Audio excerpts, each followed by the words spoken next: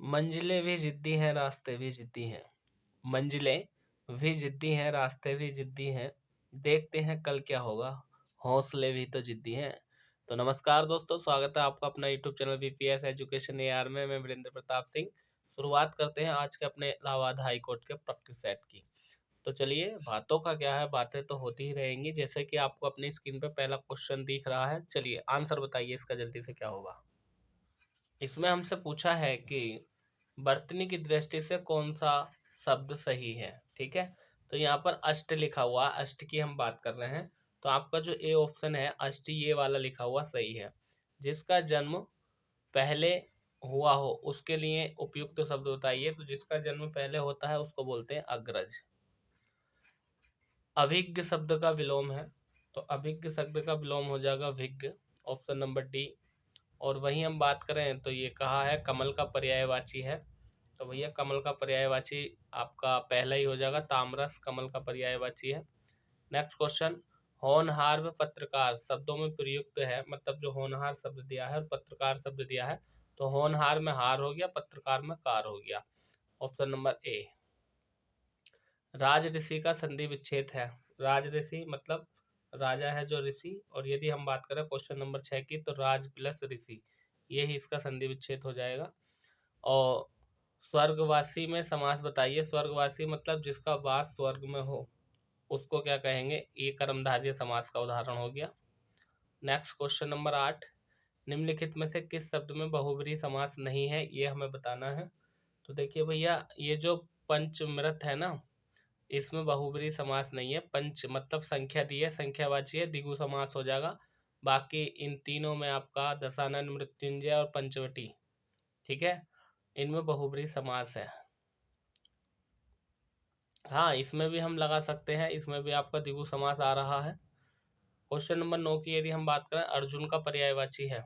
तो भैया अर्जुन का पर्यायवाची निम्न में से कौन सा है, ये हमें बताना। धनंजय है, गुड़ाकेश है और गंडीवधारी है। मतलब ये सभी जो है आपके अर्जुन के पर्यायवाची हैं। वही हम बात करें क्वेश्चन नंबर 10 की, 10 में कहा है अकाल का पर्यायवाची है।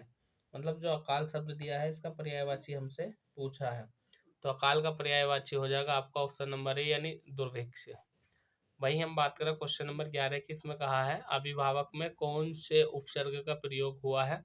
तो अभी प्लस भावक। ठीक है, क्वेश्चन नंबर 11 की यदि हम बात करें तो यहाँ पर सी आपका राइट आंसर हो जाएगा। भाई हम बात करें क्वेश्चन नंबर 12 की, इसमें कहा है कि इनमें से किस शब्द का विलोम अगम है। तो अगम विलोम जो हो जाएगा ये आपका सुगम का हो जाएगा। ठीक है, सुगम जहाँ जाना सुगम है, अगम जहाँ जाना दुर्लभ है। क्वेश्चन नंबर 13 और 14, 13 में कहा है अक्षत किसका विलोम है। तो जो अक्षत विलोम है ये आपका ऑप्शन नंबर बी, यानी विक्षत का विलोम है। विद्यालय शब्द में कौन सी संधि है, विद्या प्लस आल्य या विद्या का आल्य, तो इसमें आपका स्वर संधि हो जाएगी, ऑप्शन नंबर ए आपका राइट आंसर हो जाएगा। शुद्ध वर्तनी वाला शब्द है, मतलब मानवीकरण लिखा हुआ है, कौन सा मानवीकरण सही यानी शुद्ध वर्तनी में लिखा हुआ है, ये हमसे पूछा है। तो ऑप्शन नंबर सी मानवीकरण, ये सही है लिखा हुआ, बाकी गलत है, देख लीजिए। निम्नलिखित शब्दों में से किन्हीं निम्नलिखित शब्दों में से सही वर्तनी वाला शब्द बताइए। मतलब कौन सा संप्रभाव तो आपका सही लिखा हुआ है, ये हमें बताना है क्वेश्चन नंबर 16 में। तो संभ्रांति, ऑप्शन नंबर बी वाला ठीक है लिखा हुआ। निम्नलिखित शब्दों में से सही वर्तनी वाला शब्द कौन सा है, यानी शुद्ध वर्तनी की ही बात कर रहा है इसमें भी, तो अनादरत, ये वाला ठीक है लिखा हुआ। आगे हम बात करते हैं क्वेश्चन नंबर 18 से 19, क्या कह दिया, शुद्ध वाक्य को उत्तर के रूप में चुनिए। यानी 18 और 19 दोनों क्वेश्चनों में हमें शुद्ध वाक्य बताना है, कौन सा वाला वाक्य शुद्ध है। 18 की यदि हम बात करें तो भारत के अतीत में कई निर्दयनीय शासक हुए हैं, गलत है। एकत्रित भीड़ जय जयकार कर रही थी, गलत है। गांधी जी चरखा चलाते थे, गांधी जी चरखा चलाते थे। एक एक करके प्रत्येक छात्र कक्षा से निकल गए, ये आपका ऑप्शन नंबर डी यहाँ पर ठीक वाक्य हो जाएगा। देखिए इसमें ऐसा लगता है पढ़ने से जैसे सारे वाक्य ठीक हों, लेकिन ठीक एक ही होता है, बहुत छोटी छोटी मिस्टेक दी हुई होती है। क्वेश्चन नंबर 19 की यदि हम बात करें तो 19 का जो राइट आंसर होगा वो, फल बच्चे को काट कर खिलाओ। नहीं, बच्चे को काट कर थोड़ी खिलाएंगे, फल को काट कर बच्चे को खिलाएंगे। बच्चे को काट कर फल खिलाओ। अरे बच्चे को कैसे काट देंगे, बच्चे को फल काट कर खिलाओ, ये आपका ठीक हो जाएगा, ऑप्शन नंबर सी। भाई हम बात करें क्वेश्चन नंबर 20 की, तो 20 में क्या कहा, 20, 21, 22 देख लीजिए एक साथ। 20 में कहा है कि राजा किसका पर्यायवाची नहीं है। राजा को नरेश भी कहते हैं, भूपति भी कहते हैं, भूप भी कहते हैं, ये सभी यानी सारे जो है राजा के पर्याय। अच्छा राजा किसके, देखो नरेश नहीं है, भूपति भी नहीं है, भूप भी नहीं, मतलब ये कोई भी नरेश ये जो है राजा के पर्यायवाची नहीं है। हाँ राजा का पर्यायवाची नरेश होता है, लेकिन यहाँ अगर भूपति और भूप की बात करें तो ये कुल मिलाकर के राजा के पर्यायवाची आपके नहीं निकल रहे हैं। ठीक है, तो किसके पर्यायवाची होंगे ये। क्वेश्चन में कहा है राजा किसका पर्यायवाची नहीं है। तो भैया देखो, या तो यहाँ पर नहीं शब्द हटा दो, क्योंकि ये भी राजा का पर्यायवाची है, ये भी राजा का पर्यायवाची है, ये भी, मतलब सब राजा के पर्यायवाची हैं। क्वेश्चन गलत दिया है, यानी नहीं शब्द नहीं होना चाहिए था, ये सभी राजा के पर्यायवाची हैं। क्वेश्चन नंबर 21 समुद्र का पर्यायवाची नहीं है, कौन सा नहीं है ये हमें बताना है क्वेश्चन नंबर 21 में। तो देखिए जलाशय ये समुद्र का पर्यायवाची नहीं है, बाकी रत्नाकर, जलाधि और सिंधु ये सब समुद्र के पर्यायवाची हैं। 21 का आंसर आपका बी हो जाएगा। भाई हम बात करें क्वेश्चन नंबर 22 की, किसी बोली के भाषा बनने के लिए, किसी बोली के भाषा बनने में कौन सा तत्व सहायक होता है। तो कोई बोली है उसको भाषा बनाना है, तो भाषा बनने के लिए जो तत्व होगा, यानी साहित्य की दृष्टि से समृद्ध होना चाहिए वो, तब तो वो भाषा बनेगी, नहीं तो नहीं बनेगी।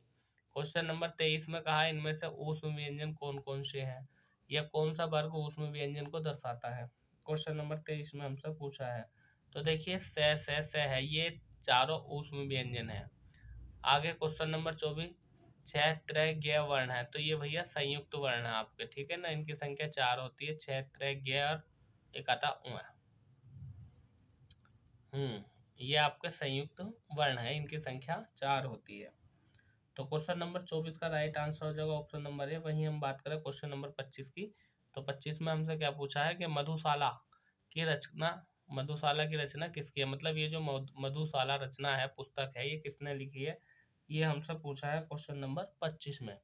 तो 25 का राइट आंसर हो जाएगा आपका ऑप्शन नंबर बी, यानी हरिवंश राय बच्चन, जो अमिताभ बच्चन हीरो है उसके पिता की है मधुशाला। मधुशाला मधुबाला, है ना, क्या भूलूं क्या याद करूं।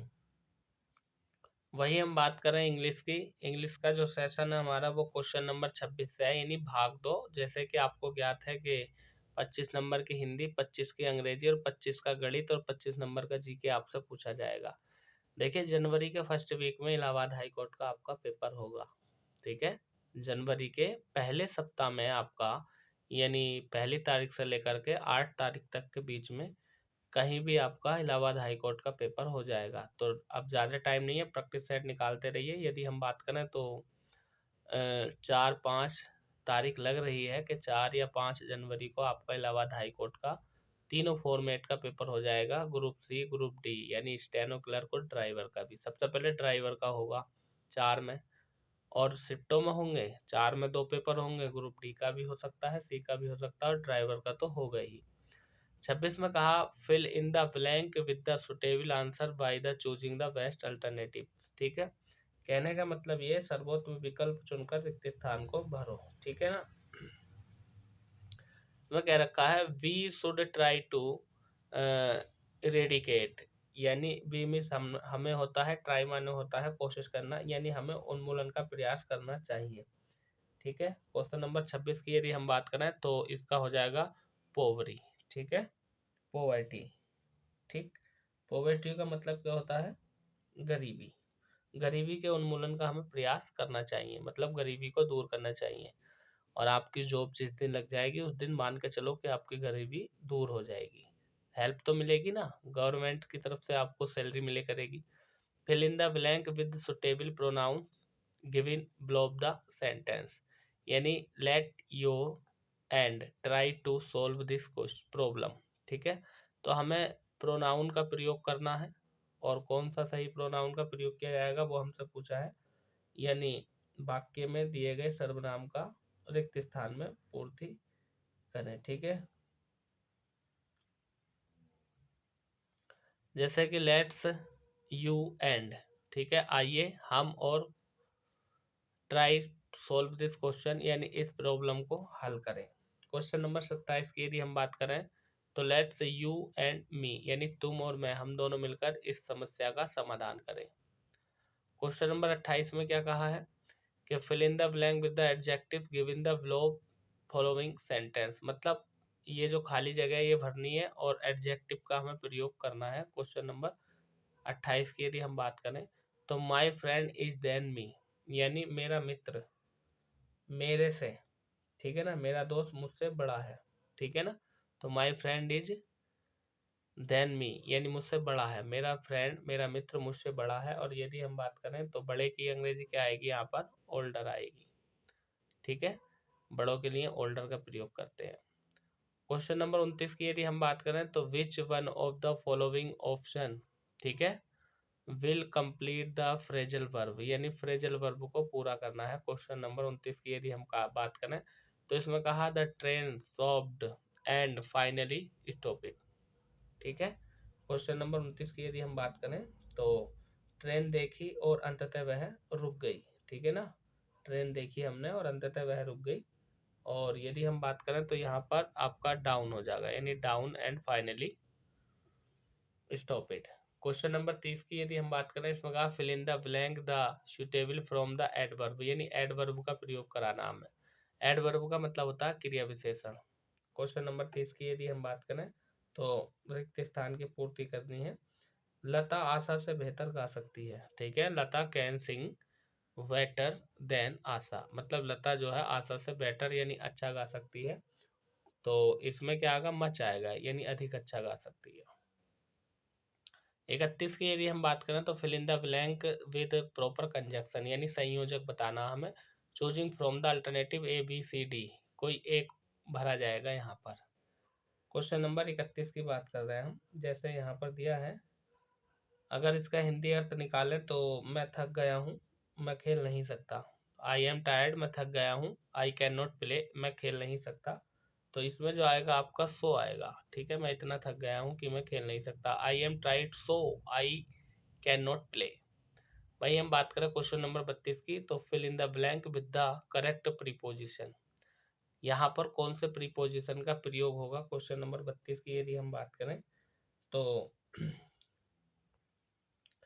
वह पार्क में टहलने गई थी, यानी she went to the park a walk, वह पार्क में टहलने गई थी। क्वेश्चन नंबर 32 की यदि हम बात करें तो यहाँ पर सी वेंट, देखिए वेंट के बाद टू आता है, और पार्क किस लिए गई थी, फॉर माने लिए, पार्क में टहलने के लिए। आपका ऑप्शन नंबर डी करेक्ट हो जाएगा। क्वेश्चन नंबर 33 की यदि हम बात करें तो इसमें कहा fill in the blank by choosing the appropriate article, मतलब आर्टिकल का प्रयोग करना क्वेश्चन नंबर 33 में। तो इसमें क्या आएगा, प्रॉपर इज यूजफुल दिया, तो यूजफुल क्या है, कॉन्सोनेंट से शुरू हो रहा है यू। देखिए यू को मत देखो, यू बोविल तो है लेकिन उच्चारण कॉन्सोनेंट का निकल लिया है, तो ए आएगा। Proper is a useful metal, ठीक है ना। कोपर है, कोपर, कोपर माने तांबा होता है, कोपर इज यूजफुल मेटल, यानी उपयोगी धातु है कौन, कोपर। तो क्वेश्चन नंबर 33 का राइट आंसर हो जाएगा ऑप्शन नंबर ए। भाई हम बात करें क्वेश्चन नंबर 34 की। 34 में क्या कहा है, fill in the blank with the suitable determinate given below the sentence, ठीक है। 34 की यदि हम बात करें तो इसमें क्या कहा है, 34 में कह रहा है रिक्त स्थान को भरो। जैसे हम बात करें कि every student in this class in the poor in studies, कहने का मतलब ये है इस क्लास का हर छात्र पढ़ाई में कमजोर है। क्वेश्चन नंबर 34, तो मस्ट आ जाएगा यहाँ पर, नहीं नहीं ये तो मस्ट तो इसका है, एवरी प्रत्येक क्लास जो है पढ़ाई में कमजोर है, तो सिंगल आ जाएगा यहाँ पर, ठीक है। ऑप्शन नंबर ए आपका राइट आंसर हो जाएगा, ठीक है, एक भी, ठीक है ना। तो एवरी यानी सिंगल, यानी एक भी, हर कोई स्टूडेंट इन दिस क्लास, इस क्लास में माने है, स्टडीज यानी पुअर गरीब, अध्ययन में, ठीक है, इस क्लास का हर छात्र पढ़ाई में कमजोर है। तो हर के लिए क्या आता है, हर एक किसी के लिए सिंगल आता है। आगे बात करें क्वेश्चन नंबर 35 की, fill in the blank with the suitable modal auxiliary, मतलब मॉडल एक्जुलरी वर्ब का हमें प्रयोग करना है यहाँ पर। क्वेश्चन नंबर 35 की बात कर दिया, ठीक है। और 35 की यदि हम बात करें तो वाक्य पढ़ो, वाक्य का भावार्थ देखो क्या निकल रहा है। आप अपना कर्तव्य प्रसन्नता पूर्वक निभाएं, ठीक है। देखो, यू डू योर ड्यूटी, ठीक है ना, चेयरफुली। यू माने आप, डू योर अपना कर्तव्य चेयरफुली यानी प्रसन्नता पूर्वक निभाए। क्वेश्चन नंबर 35 की अगर हम बात करें तो इसमें आपका शुड भरा जाएगा, ऑप्शन नंबर बी। भाई हम बात करें क्वेश्चन नंबर 36 की, तो 36 में क्या कहा है, keep the all rolling, the underline word is, यानी ये जो रोलिंग शब्द दिया है ये क्या है, ये हमें बताना क्वेश्चन नंबर 36 में, ठीक है ना। रेखांकित शब्द की बात कर दिया है हमसे, रोलिंग की यानी गेंद को घुमाते रहो। Keep the ball, keep the ball, ball में गेंद होती है, रोलिंग माने घुमाते रहो। तो ये अंडरलाइन जो वर्ड है रोलिंग, ये क्या है, क्वेश्चन नंबर 36 में हमसे पूछा है, तो ये प्रेजेंट पार्टिसिपल है। ऑप्शन नंबर ए आपका राइट आंसर यहाँ पर हो जाएगा। नेक्स्ट क्वेश्चन की बात करते हैं, क्वेश्चन नंबर 37। 37 में हमसे कहा, in the following question a sentence has been given in active and passive voice out of the four alternative. देखो कुल मिलाकर के एक्टिव पैसिव की हमसे बात कर रहा है, ठीक है। People speak different language in India, यानी भारत में लोग जो है विभिन्न प्रकार की भाषा बोलते हैं। क्वेश्चन नंबर 37 की यदि हम बात करें तो आपका डिफरेंट लैंग्वेज आ जाएगा और आर आ जाएगा और स्पोकन इन इंडिया, यानी ऑप्शन नंबर बी आपका राइट आंसर यहाँ पर हो जाएगा। यानी एक्टिव से पैसिव हमसे बनवा रहा था। वही हम बात करें क्वेश्चन नंबर 38 की, 38 में क्या कहा है, choose the correct alternative that indirect narration, ठीक है। यानी डायरेक्ट इनडायरेक्ट की बात कर रहा है, इनडायरेक्ट नरेशन के बारे में बात कर रहा है। ही सेड टू मी, उसने मुझसे कहा, आई शैल फॉरगिव यू, मैं तुम्हें भूल जाऊंगा, ठीक है। तो इसमें जो इनडायरेक्ट है इसका डायरेक्ट कैसे बनाएंगे हम, क्वेश्चन नंबर 38 की यदि हम बात करें तो इसका बनेगा ही सेड टू मी, यानी ही टोल्ड मी, दोनों को दैट से जोड़ देंगे और यहाँ पर वुड आ जाएगा फॉरगिव मी, यानी ऑप्शन नंबर डी आपका राइट आंसर यहाँ पर हो जाएगा, ठीक है। मैं प्रैक्टिस सेट जब करता हूँ तो आप जो है ना, जैसे ही क्वेश्चन पर आए बात, जैसे मान लो अब मैंने क्वेश्चन नंबर 39 लगा दिया, ठीक है। तो आप 1 मिनट के लिए वीडियो को रोक दो और रोकने के बाद आप खुद से क्वेश्चन पढ़ो और खुद से हल करके देखो, उसका ऑप्शन लगाओ। आप एक ऑप्शन चुन लो, उसके बाद फिर वीडियो चालू करो, जो ऑप्शन मैं बताते हूँ सही और गलत आप अपना मिला लो, ठीक है। क्वेश्चन नंबर 39 की यदि हम बात करें तो 39 में क्या कहा है कि choose the part where 3 is an error in the given sentence, मतलब एरर का मतलब होता है गलती, कौन सा पार्ट ऐसा है ए बी सी डी करके दे रखा है जिसमें गलती है, ये हमें पता लगाना है। क्वेश्चन नंबर 39 की हम बात कर रहे हैं। तो देखिए, I went to the library to get as many information. तो देखिए ये एज मैनी इंफॉर्मेशन जो है ना, यहीं पर गलती है, इसका यूज गलत दिया है, तो आपका ऑप्शन नंबर सी जो है इस पार्ट में गलती है। आगे हम बात कर रहे हैं क्वेश्चन नंबर 40 की, 40 में कहा है कि point out the figure of speech, मतलब हमें फिगर ऑफ स्पीच बतानी है, ठीक है। ये कह रहा है, truth sits upon the lips of a dying man. Question number 40 की यदि हम बात करें तो मरते हुए आदमी के होठों पर बैठा है, क्या बैठा, सत्य। देखो ट्रुथ सत्य बैठा है, अपॉन द लिप्स यानी होठों के ऊपर, ए डाइंग मैन यानी मरते हुए आदमी के होठों पर एक सत्य बैठा है। तो यहाँ पर कौन सी फिगर ऑफ स्पीच होगी क्वेश्चन नंबर 40 में, तो ऑप्शन नंबर बी आपका वो फिगर ऑफ स्पीच हो जाएगी, यानी पर्सोनिफिकेशन। ऑप्शन नंबर बी आपका राइट आंसर हो जाएगा। वही हम बात करें क्वेश्चन नंबर 41 की, इसमें क्या रखा, out of the four alternative choose the one which best express, यानी सिनोनियम बताना हमें, ठीक है ना। ये जो वर्ड शब्द दिया है आपका क्या, ऑगमेंट, ठीक है ना, आउजमेंट या एगुमेंट। तो इस एगुमेंट का हमें सिनोनियम बताना, कौन सा बेस्ट इसका आंसर हो जाएगा। क्वेश्चन नंबर 41 की यदि हम बात करें तो जिसका अर्थ बेहतर हो वो हमसे पूछा है, ठीक है। कौन सा होगा भैया 41 का, 41 का जो होगा इसका मतलब होता है वृद्धि, और वृद्धि का मतलब होता है ऑप्शन नंबर सी यानी इनकरेज। आगे बात कर रहे हैं क्वेश्चन नंबर 42 की। 42 में क्या कहा है, 42 में हमसे पूछा है एंटोनियम, एंटोनियम का मतलब होता है विलोम शब्द बताना है, ये जो शब्द दिया है ना वर्टल, ठीक है ना, इसका विलोम बताना। देखिए वर्टल का मतलब क्या होता है, इसका मतलब होता है वर्टल का वर्टल का मतलब वो क्वेश्चन नंबर 42 की बात कर रहे हैं हम। हाँ देखिए इसका विलोम होगा जेंटल, ठीक है ना। अब जेंटल का मतलब क्या होता है, जेंटल का मतलब होता है कोमल, तो इसका क्या हो जाएगा, क्रूर हो जाएगा, निर्दयी हो जाएगा।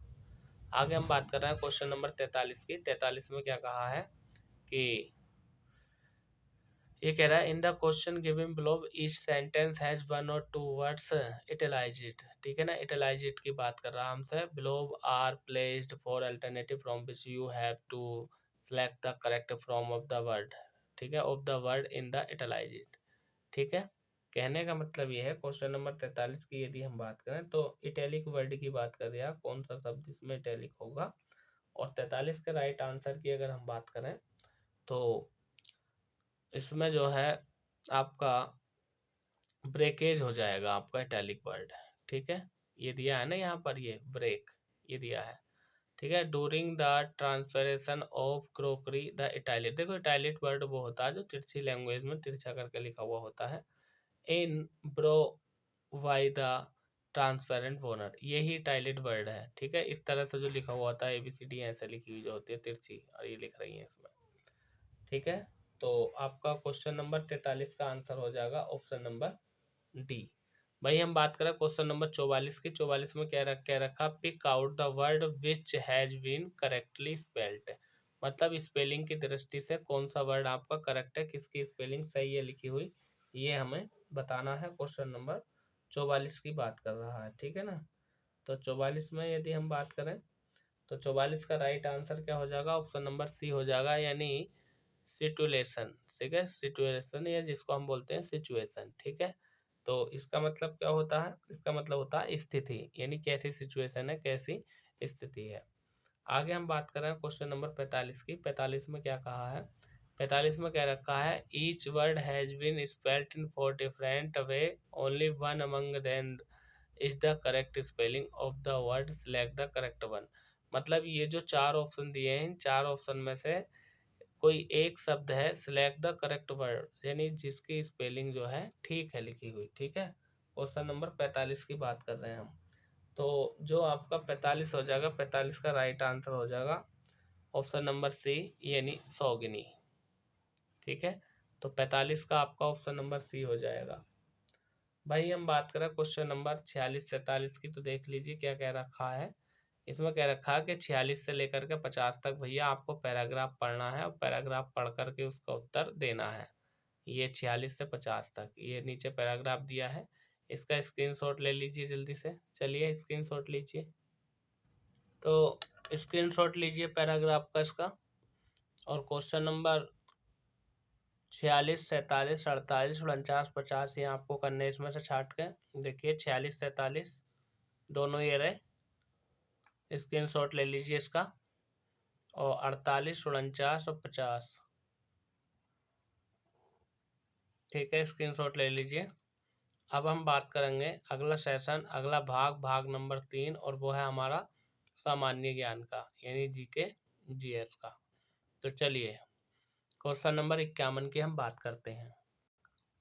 51 में कहा है ब्रिटिश संसद ने भारतीय स्वतंत्रता अधिनियम कब पारित किया था।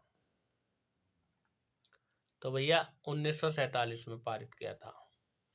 भारतीय संविधान को कितने भागों में विभाजित किया गया है। भारतीय संविधान के 22 भाग हैं। राज्यपाल के संदर्भ में कौन सा कथन सत्य नहीं है। वह राज्य की विधायिका का अंग होता, ठीक बात है। वह मृत्युदंड को क्षमा कर सकता नहीं, वह मृत्युदंड को क्षमा नहीं कर सकता, बल्कि उसकी स्थिति को बदल सकता है। अगर किसी को मृत्युदंड दिया है या फांसी की सजा दी गई है तो उसकी सजा में परिवर्तन कर सकता है। मृत्युदंड को क्षमा करने का केवल अधिकार प्राप्त है भारत के राष्ट्रपति को। वही हम बात करें क्वेश्चन नंबर 54 की। 54 में कहा है कि एक जुते हुए खेत की खोज की गई थी, मतलब सिंधु घाटी सभ्यता से ये क्वेश्चन पूछा गया है कि जुते हुए खेत की खोज कहाँ पर की गई थी। तो आपका कालीबंगा में जुते हुए खेत की खोज की गई थी, और वहीं से मिट्टी की चूड़ियां भी मिली थी। ये कह रखा है कि निम्नलिखित को उनके शासन के क्रम में व्यवस्थित कीजिए। देखिए, पहले बालाजी विश्वनाथ ने शासन किया था, उसके बाद बाजीराव ने किया था, इसके बाद हम बात करें तो तीसरे नंबर पे बाजीराव ने किया था, चौथे नंबर पे माधवराव। तो 3, 1, 2, 4 यानी ऑप्शन नंबर सी आपका राइट आंसर यहाँ पर हो जाएगा क्वेश्चन नंबर 55 का। 56 में कहा है क्रिमिनल ट्राइब्स एक्ट सर्वप्रथम कब अधिनियमित हुआ था। मतलब ये जो क्रिमिनल ट्राइब्स है ये पहली बार कब अधिनियमित हुआ था, ये हमसे पूछा क्वेश्चन नंबर 56 में। और 56 की यदि हम बात करें तो इसका राइट आंसर आ जाएगा ऑप्शन नंबर सी यानी 1871 में हुआ था। भाई हम बात करें क्वेश्चन नंबर 57 की, भारतीय व्यापार में ईस्ट इंडिया कंपनी का एकाधिकार कब समाप्त किया गया था। मतलब कुल मिलाकर के हमसे चार्टर एक्ट पूछा है और वो था चार्टर एक्ट 1813 का, यानी ब्रिटिश ईस्ट इंडिया कंपनी का एकाधिकार समाप्त कर दिया गया था। आगे बात कर रहे हैं क्वेश्चन नंबर 58 की, इसमें कहा है हमसे कि निम्नलिखित में से कौन लगातार 6 वर्ष तक भारतीय राष्ट्रीय कांग्रेस के अध्यक्ष के पद पर रहा था।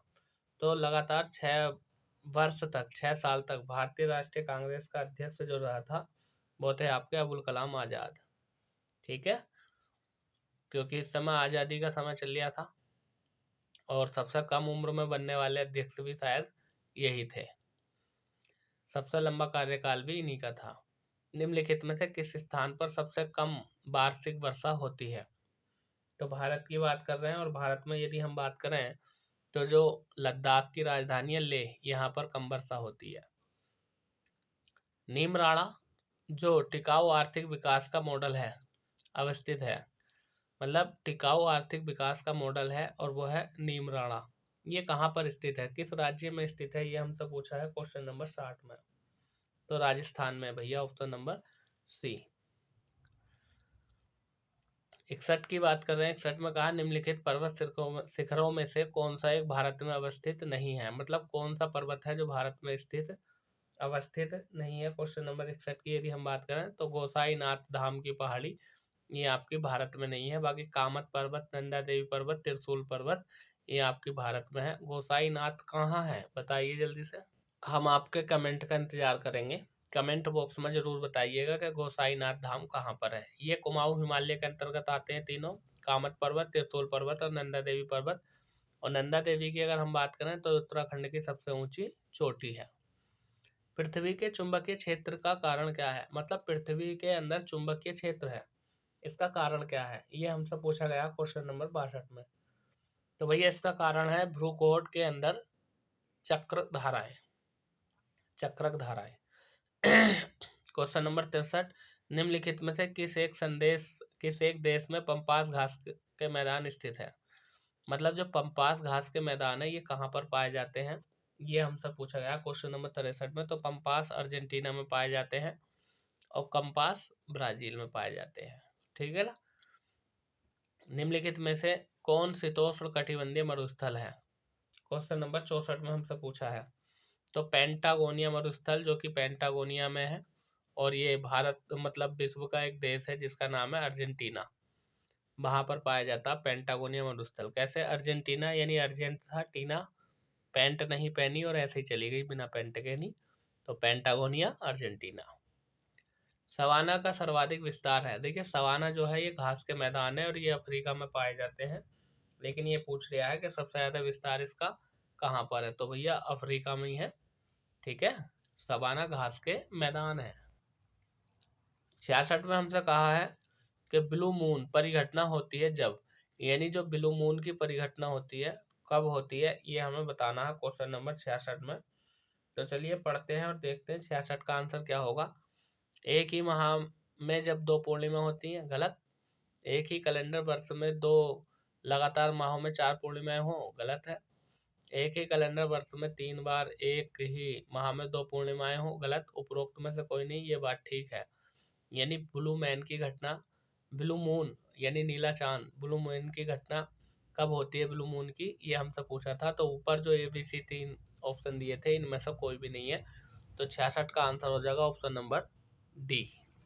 खगोलीय मौसम की घटना की यदि हम बात करें तो एक वर्ष में 4 बार होती है, जैसे 20 जून से 21 जून से 20 मार्च तक। तो इस प्रकार से इसमें से कोई भी आंसर आपका ठीक नहीं था।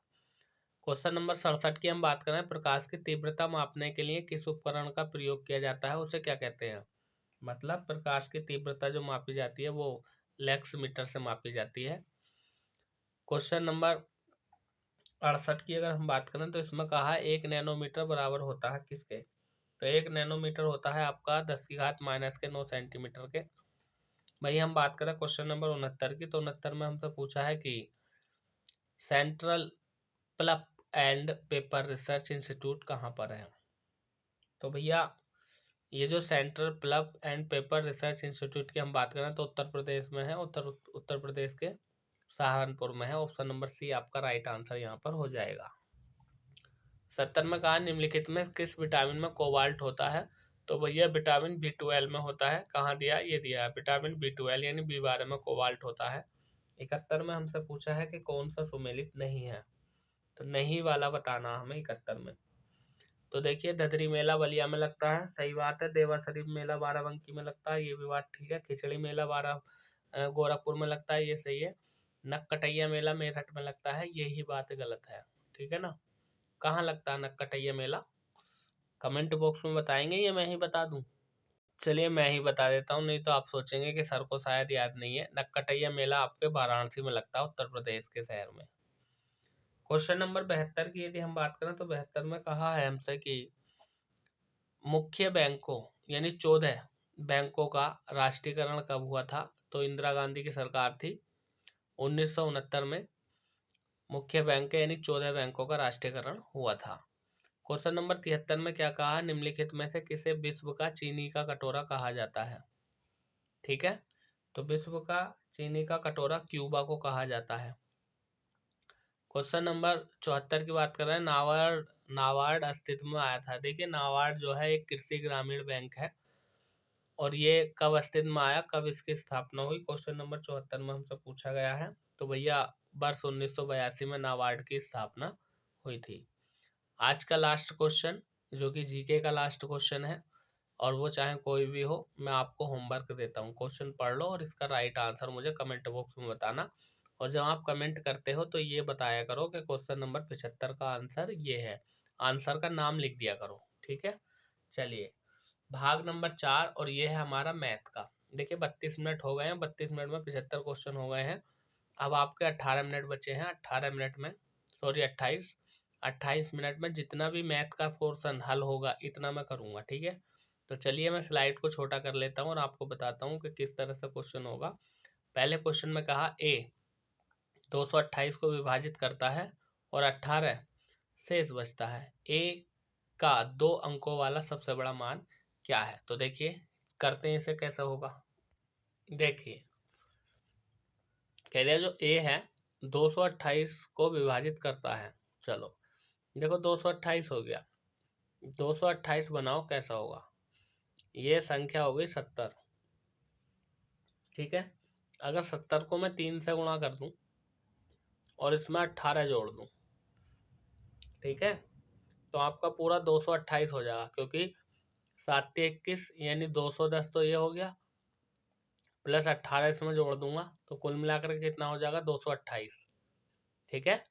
तो ये पूछा है ए 228 को विभाजित करता है, तो मतलब 228 को विभाजित कौन कर रहा है?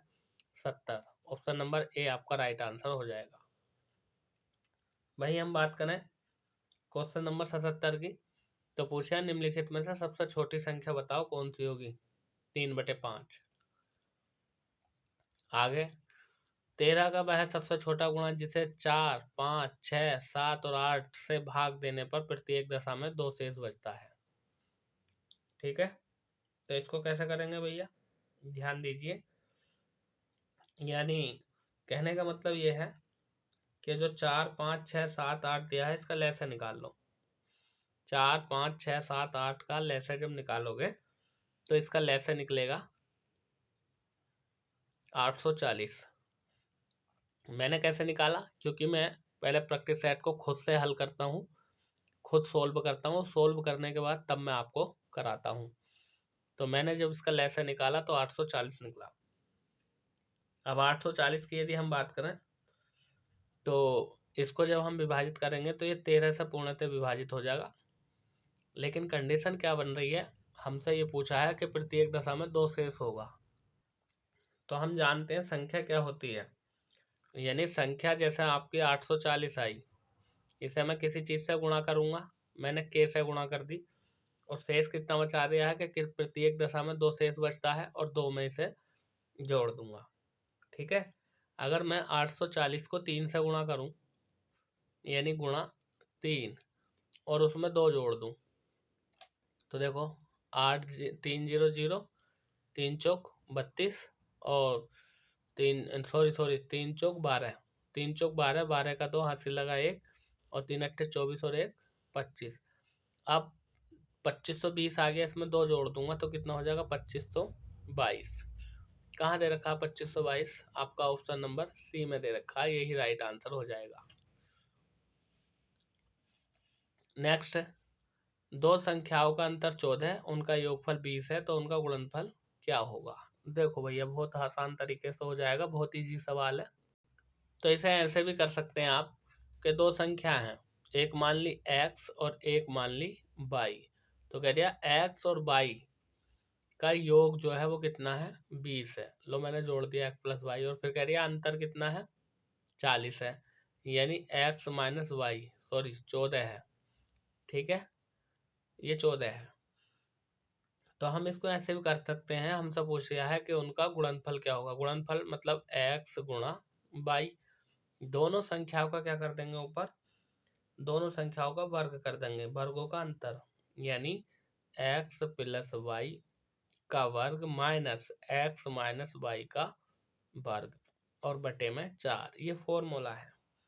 ठीक है, यहाँ x प्लस वाई का मान कितना है 20, यानी 20 का वर्ग माइनस x माइनस वाई का मान कितना है 14, यानी 14 का वर्ग, बटे में 4, और यहाँ पर x वाई आपका चल ही रहा है क्योंकि ये हमसे पूछा गया है, यानी गुणनफल हमें बताना है।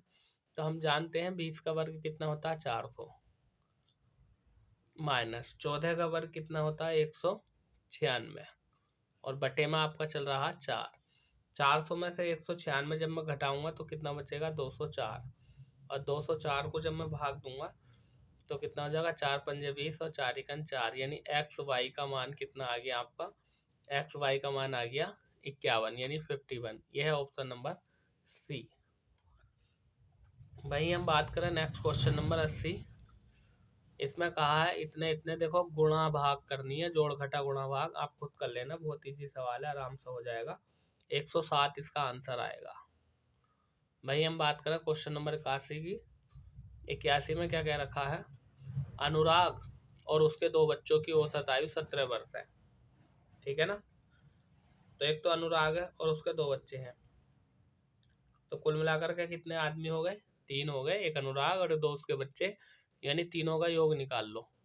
तीनों का योग कैसे निकालेंगे, 17 वर्ष आयु दी है, यानी 3 गुणा 17, 17 तिया 51, ये तीनों का योग आ गया। अनुराग की पत्नी और उन्हीं बच्चों की औसत आयु 16 वर्ष है।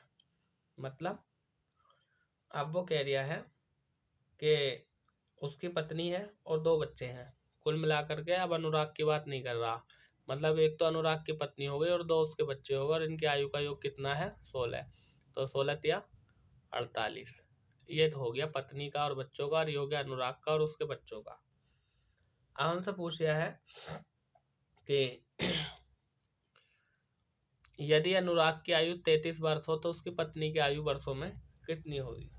ठीक है, तो देखिए कह रिया है अनुराग की आयु कितनी है 33 वर्ष, इसमें से मैं पत्नी की आयु घटा दूं, पत्नी की आयु घटा दूं। ठीक है, तो अनुराग की पत्नी की आयु जब हम घटाएंगे तो कैसे करेंगे भैया, इधर देखो 51 में से 48 घटा दो, कितना आएगा 3 आएगा। ठीक है ना, 51 में से 48 घटा दो 3 आएगा। वहीं हम अगर 30 में से 3 घटा देंगे तो कितना, 33 में से 3 घटा देंगे तो 30 आ जाएगा। यानी 30 वर्ष आयु है किसकी, अनुराग की पत्नी की। Option number D. सुन रहा भाई अनुराग, तुम्हारी बात चल रही है अनुराग कुमार जो है। चलो आगे हम बात कर रहे हैं क्वेश्चन नंबर 32 की।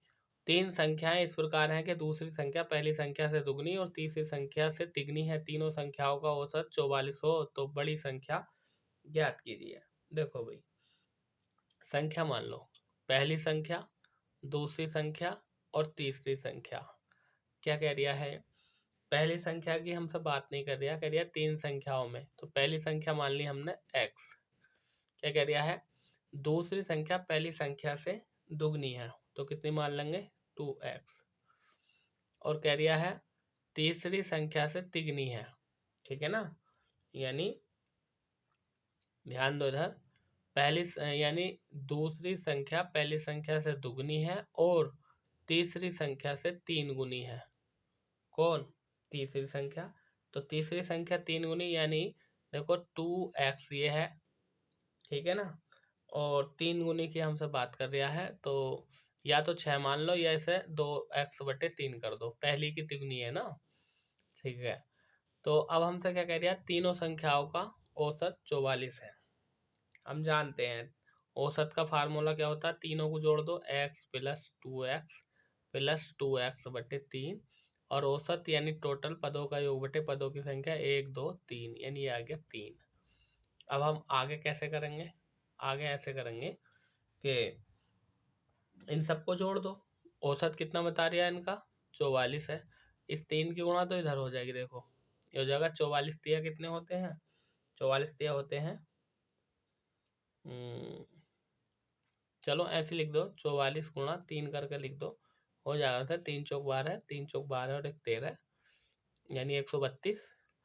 अब देखो इसकी यदि हम बात करें तो यहाँ से आपका 2x और 1x 3x ये हो जाएगा और यहाँ से बनेगा आपका 8x, तो कुल मिलाकर के 11x हो जाएगा जब आप इसे हल करोगे तो, ठीक है। और 11 × 11, 11 चौक 44 और ये बचा इधर x और 4 तिया कितना बचा, 12। x का मान आपका 12 आ गया, ठीक है। और इधर ये 3 भी तो चल लिया है, इस 3 और ये वाला 3 तो इधर जाकर गुणा हो जाएगी, तो x का मान 12 तिया 36 आ जाएगा। सही से देखो, अरे भाई ऊपर वाले को हल करेंगे, x 2x + 2x/3 तो 3 एलसीएम लेंगे ना इसका, ये 3 तो इधर पहुंच जाएगा, ये लिख दे 44 × 3 और ये 3 जब एलसीएम लेंगे तो इसकी गुणा भी तो इधर ही होगी, तो 36 आ जाएगा x का मान। हमसे पूछा बड़ी संख्या, बड़ी संख्या कौन सी है भैया बताओ, बड़ी संख्या आपकी ये वाली दूसरी वाली 2x। तो यहाँ पर x का मान रख दो, देखो 2 × x का मान कितना 36 और 36 दूनी कितना हो जाएगा 72। कहाँ है, ऑप्शन नंबर बी में दे रखा आपका, यही आपका राइट आंसर हो जाएगा। 83 में क्या कहा है, दो संख्याएं 3:5 के अनुपात में है, यदि दोनों संख्याओं में से 9 घटा दिया जाए तो उनका अनुपात 12:23 हो जाता है, वे संख्याएं ज्ञात कीजिए। देखो अनुपात कितना दिया है, 3:5 दिया है, इसको मान लेंगे 3x और इसको मान लेंगे 5x। ये कह दिया है दोनों में से 9 घटा दो, देखो 3x बटे कितना हो जाएगा 5x, इसमें से भी 9 घटा दो और इसमें से भी 9 घटा दो, तब अनुपात कितना हो रहा है 12:23, यानी 12/23। लो इसकी गुणा ऊपर वाले में कर दो और इसकी गुणा इसमें कर दो, ठीक है। जब इसकी गुणा करेंगे हम तो कितना होता है 23 × 69 x माइनस 23 नवा कितना होता है 207, इसके करो 12 पंजे 60x और 12 नमा 108। अब क्या है 69x में 60x घटाओ तो कितना बचेगा 9x बराबर 207 इधर जाके प्लस का हो जाएगा और 207 में से 108 घट जाएगा तो कितना बचेगा आपका 99 बचेगा। 9 से काटो 11 बार कटेगा, x का मान 11 आ गया। हमसे पूछ रहा संख्याएं, तो एक तो संख्या ये है 3x और एक है आपकी 5x, तो लिख दो संख्या। देखो 3x है तो 3x 3 तो 3 है, x की जगह कितना रख देंगे 11, तो 11 तिया 33 आ गई एक संख्या।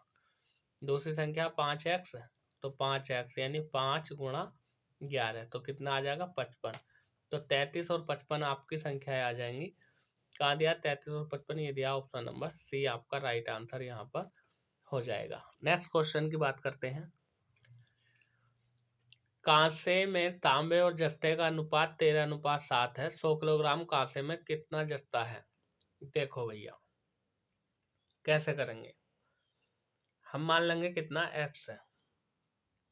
देखो एक तो दे दिया 13x प्लस 7x, यानी ये अनुपात दिया ना इसका 13 और 7, तो दोनों को मिलाकर के कितना बन गया है आपका 100 बन गया है। 13 और 7 की हम बात करें तो कितना हो गया 20x बराबर 100। 20 ही कन 20, 20 पंजे 100, यानी x का मान कितना आ गया 5 आ गया। पहले कांसा है तो कांसे का 13, फिर तांबा है, तांबे का कितना 7 है, ठीक है, तांबा सॉरी जस्ता, तो ये जस्ते का मान 7 है। हमसे पूछ रहा कांसे में कितना जस्ता होगा, ठीक है, तो कितना होगा देख लो 7x है ना, तो 7x यानी 7 गुणा 5 कितना आ जाएगा 35 आ जाएगा आपका। कहाँ दे रखा 35, ये दे रखा ऑप्शन नंबर सी। 85 में कहा किसी वस्तु के विक्रय मूल्य में 12 रुपए की कमी उसका 5% संभावित लाभ 2/1/2% हानि में बदल जाएगा। उस वस्तु का लागत मूल्य कितना होगा? देखो कोई वस्तु है, उसका विक्रय मूल्य 12 रुपये है, उसमें मतलब विक्रय मूल्य में 12 रुपये की कमी कर दी, 5% संभावित लाभ है और हानि हो रही है कितने की 2/1/2% की, हानि में बदल गया। उस वस्तु का लागत मूल्य कितना होगा ये हमें बताना है क्वेश्चन नंबर 85 में। देखो लागत मूल्य मान लो भैया, लागत मूल्य मान लिया हमने कितना x रुपये मान लिया लागत मूल्य। हम सबको क्या कह दिया है, अब बिक्री मूल्य में कमी निकाल लो, तो बिक्री मूल्य में कमी कैसे निकालेंगे भाई, देखो x हो गया, बोले ठीक है, कमी कितने की हो रही है, ठीक है, मान के चलो 5% की वो चाह रिया था कि लाभ हो, तो कितना हो जाएगा 105 माइनस, लेकिन हानि कितने की होगी 2.5 की, तो 100 में से 2.5 अगर हम घटा देंगे तो कितना बचेगा 97.5, ठीक है, और यहाँ पर आ जाएगा आपका प्रतिशत। ऐसा हल कर लो आपका आंसर आ जाएगा। टोटल वो क्या कह रहा था 12 की कमी, तो बराबर हम यहाँ पर 12 लेकर के चलेंगे, ठीक है।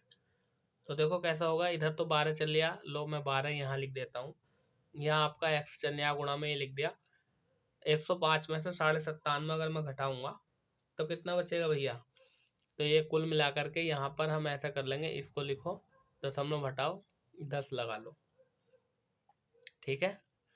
तो कुल मिलाकर के जब हम इसका जोड़ घटा गुणा भाग करेंगे तो आपकी जो फ्रैक्शन बनेगी वो 15/200 बनेगी, ठीक है। अब इसको जब हल करेंगे हम, इसको जब सारे रिएक्शन को हम हल करेंगे और इधर ये चल रहा आपका 12, तो आपका जो आंसर आ जाएगा यहाँ पर इस सबको हल करने के बाद वो 160 आ जाएगा। तो 160 कहाँ दे रखा ऑप्शन नंबर बी। 1 घंटे में मैं पूरा प्रैक्टिस सेट कराता हूँ और देख लो टाइम कितना हो गया 12 मिनट बचे हैं और अभी सवाल बचे हैं कितने, यानी सवाल बचे हैं लगभग 14, ठीक है। आगे हम बात करें जोड़ घटा गुणा भाग तो आपसे आती होगी। विशेष ने कुछ धनराशि 9% वार्षिक साधारण ब्याज की दर से तथा उसी के बराबर धनराशि 10% वार्षिक साधारण ब्याज की दर से 2 वर्ष के लिए उधार दी। इससे उसे कुल 760 रुपये ब्याज के रूप में प्राप्त हुए। प्रत्येक उधार के लिए दी गई धनराशि क्या थी? क्वेश्चन नंबर 86 में हमें ये बताना है। देखो साधारण ब्याज का धनराशि मान ली हमने x वर्ष मान ली, पहले वो कह दिया है 9% की दर है 2 वर्ष के लिए, तो 9 गुणा 2 बटे कितना आ जाएगा 100 प्लस, फिर क्या कह दिया है धनराशि x ही है, तो वो कह दिया है 10% दर से और 2 वर्ष के लिए, यानी 10 गुणा 2 और बटे कितना है 100 और सबके बराबर कितना आ जाएगा 760 रुपये का उससे लाभ हो रहा। ठीक है, इसे हल कर लो भाई। देखो 2 से काटेंगे तो क्या आ जाएगा आपका, देखो ऐसा कर लो, ये जो दोनों में 18 यानी 18x बटे 100 प्लस, और ये हो जाएगा 10 दूनी 20 यानी 20x बटे 100 और बराबर 760। भाई इसे हल कर लो और आपका आंसर आ जाएगा। ठीक है, इसे हल तो कर ही लोगे। अरे भाई ये दोनों भाग में चल रहा है, इधर गुणा में भेज दो। कैसे भेजेंगे देखो इधर ध्यान दो, यानी कुल मिलाकर के ये हो जाएगा 20x और 18x कुल मिलाकर के 38x बराबर 700 ये हो गया, और गुणा ये हो जाएगा 100 गुणा 100।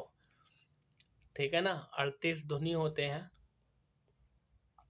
ठीक, x बराबर कितना आ जाएगा, 38 धुनी होते हैं ना, ये 38 धुनी 76।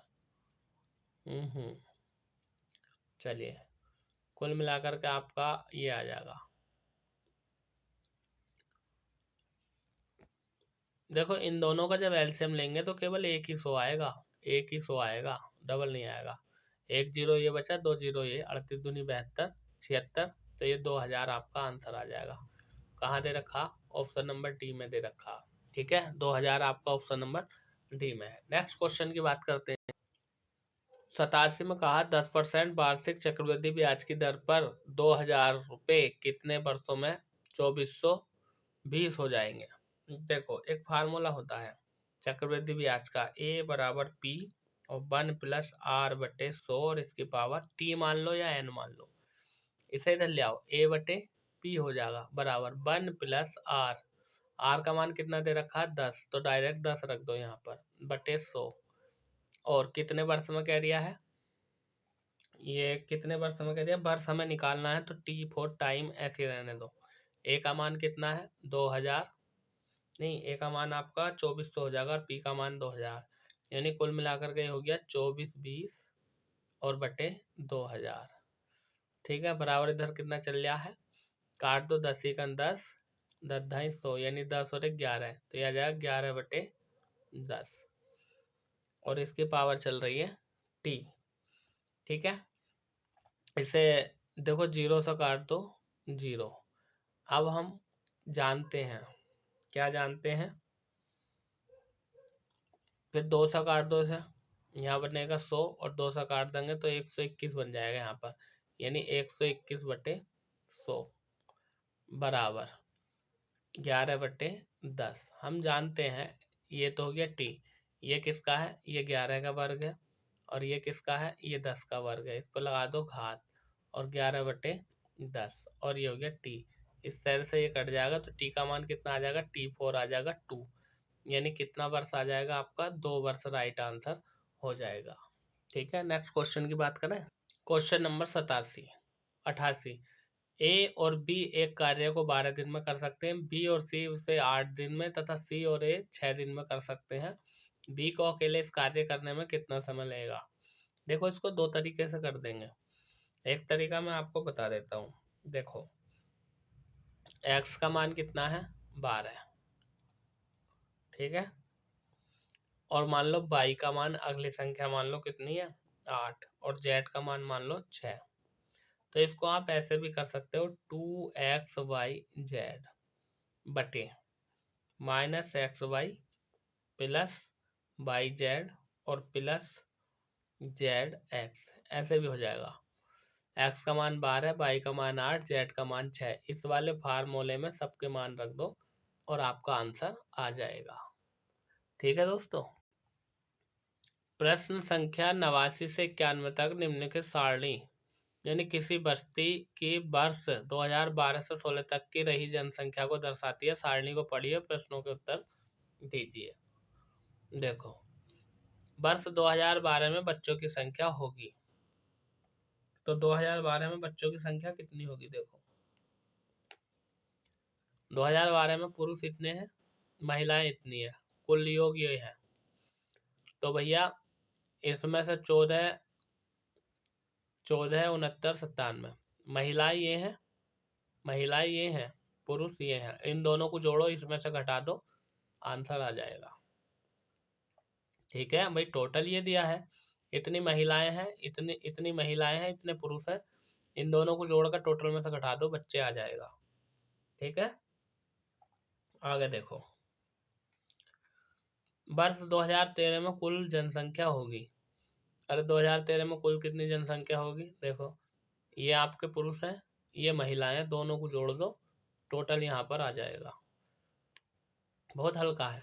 91 की बात कर रहे हैं, तो 91 में क्या कहा है वर्ष 2013 में बच्चों की संख्या होगी। 2013 ये दिया है, महिलाएं पुरुष ये हैं, महिलाएं ये हैं, दोनों को जोड़ो, टोटल आ जाएगा, दोनों को जोड़ो, टोटल आ जाएगा। ठीक है, और यदि हम बात करें तो हमसे पूछा है बच्चों की संख्या। ठीक है, वर्ष 2013 में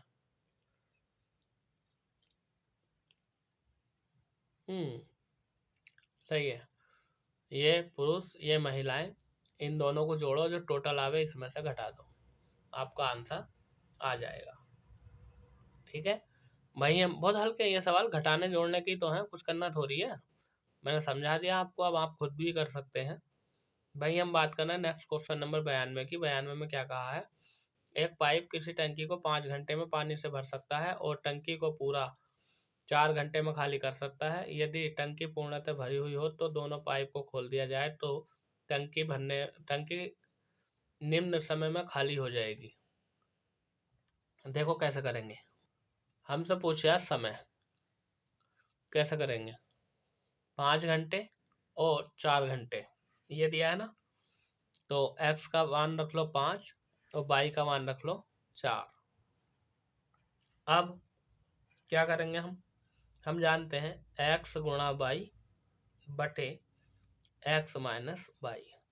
देखो 5 गुणा 4 और 5 माइनस 4, ऊपर कितना हो गया 4 पंजे 20 और नीचे बचा 1, मतलब कुल मिलाकर 20 बटे 1 बराबर 20।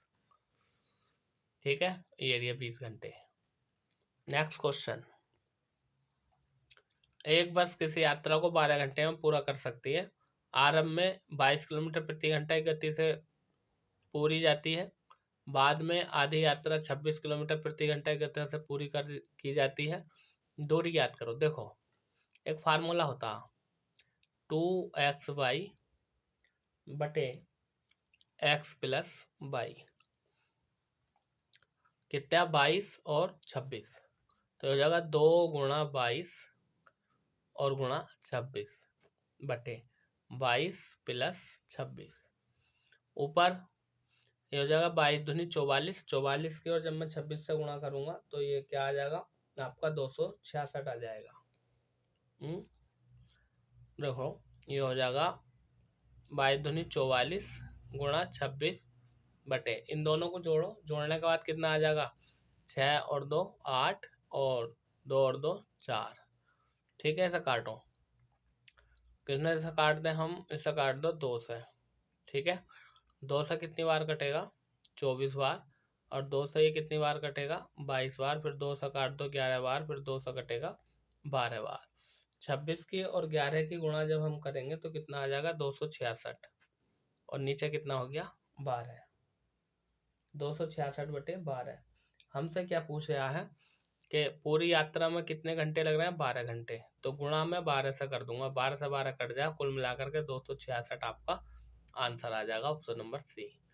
भाई हम बात करें क्वेश्चन नंबर 94 की, तो भैया 94 में क्या कह रखा है कि किसी समकोण त्रिभुज की समकोण बनाने वाली भुजा 5:7 के अनुपात में त्रिभुज के का क्षेत्रफल 270 है, तो कर्ण की लंबाई ज्ञात कीजिए। कैसे करेंगे कर्ण की लंबाई, तो हम जानते हैं एक फार्मूला होता है 1/2 गुणा आधार गुणा ऊंचाई, ऊंचाई h मान लो बराबर क्षेत्रफल मतलब एरिया, सबके मान रख दो 1/2 गुणा आधार 1 को मान लो, यानी ये दिया है आपका 5:7। ठीक है ना, तो और 270 ये दिया है, और 7 5 12 ऊंचाई हो जाएगी, यानी 5x गुणा 7 5 12, और बराबर एरिया कितना दिया है 270। ठीक है, इसे सोल्व कर लो, आपका आंसर आ जाएगा। ठीक है भाई, हम बात करें क्वेश्चन नंबर 95 और 96, आपके लिए होमवर्क है क्योंकि वीडियो समाप्त होने वाला है। ठीक है, जल्दी से स्क्रीनशॉट ले लो। 95 96 इधर है आपका 97 98, इनका भी स्क्रीनशॉट ले लो भैया क्योंकि वीडियो समाप्त होने वाला है। ठीक है, जल्दी से लो स्क्रीनशॉट। क्वेश्चन नंबर 100, क्योंकि 1 घंटे का टाइम पूरा हो गया, 1 घंटे में प्रैक्टिस सेट कराता हूँ, वीडियो अपने आप ही कट हो जाता है स्वतः ही। ठीक है, तो दोस्तों यदि ये वीडियो आपको पसंद आया हो तो चैनल को सब्सक्राइब जरूर कर दें और वीडियो को लाइक कर दें जरूर, और शेयर करते हैं अपने यार दोस्तों में। मेरा नाम वीरेंद्र प्रताप सिंह है, मैं आपके उत्तर प्रदेश के डिस्ट्रिक्ट मुरादाबाद से हूँ।